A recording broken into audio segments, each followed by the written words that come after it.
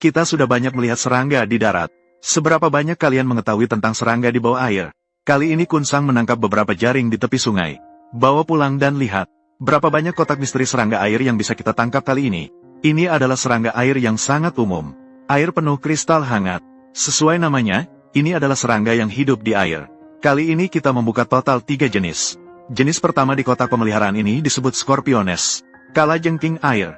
Tampaknya sangat mirip dengan belalang air. Ini adalah salah satu jenis serangga air yang sangat umum. Biasanya mereka menangkap diri mereka di tanaman air. Mereka jarang berenang. Jenis kedua serangga air adalah belalang sawah. Tersebar di bagian selatan Tiongkok. Di daerah Guangdong juga merupakan makanan lezat. Dari mulutnya yang ramping, kita bisa melihat keterampilan berburu makhluk ini. Ini adalah cara menyuntikkan enzim pencernaan dan menghisap cairan tubuh. Jenis ketiga adalah belalang air. Penampilannya mirip dengan belalang biasa. Bahkan bahaya pun mirip dengan belalang sembah. Namun, jika mengamati secara keseluruhan, itu terlihat lebih seperti seekor perahu air besar. Jika ingin memelihara serangga air, sebisa mungkin bawa beberapa air dari habitat aslinya. Antena di bagian belakang air kalajengking ini, bukan untuk menghubungkan sinyal jaringan nirkabel. Itu adalah semacam saluran pernapasan. Mengeluarkan saluran pernapasan ke permukaan air. Dapat bernapas udara, meskipun untuk sementara waktu keluar dari sumber air. Ia masih dapat bertahan hidup. Biasanya untuk menangkap ikan kecil menggunakan kotak kecil. Namun, untuk serangga air ini, sebisa mungkin jangan menggunakan kotak seperti ini untuk membawa mereka. Mungkin akan membuat mereka tidak bisa bernapas dengan baik. Cara yang benar adalah dengan menggunakan kotak pemeliharaan kecil. Di dalamnya, tambahkan sedikit air dan beberapa tisu, atau beberapa tanaman dari lokasi pengambilan liar, agar mereka bisa beradaptasi sementara. Sebelum memelihara mereka, siapkan sebuah kotak pemeliharaan.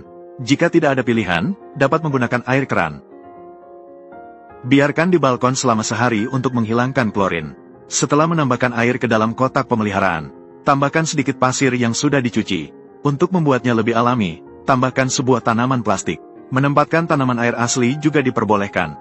Namun, tanaman air asli memerlukan pencahayaan, karbon dioksida dan pupuk.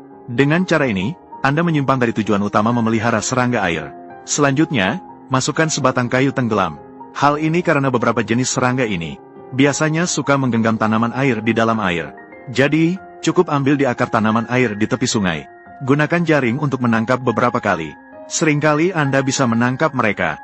Saat ini, Anda bisa memasukkan belalang air dan batang air. Sekalian, buang beberapa daun kering yang Anda ambil ke dalam air. Batang air akan mengangkat bagian belakangnya, supaya dapat bersentuhan dengan udara di permukaan air. Jangan lihat penampilannya yang mengesankan.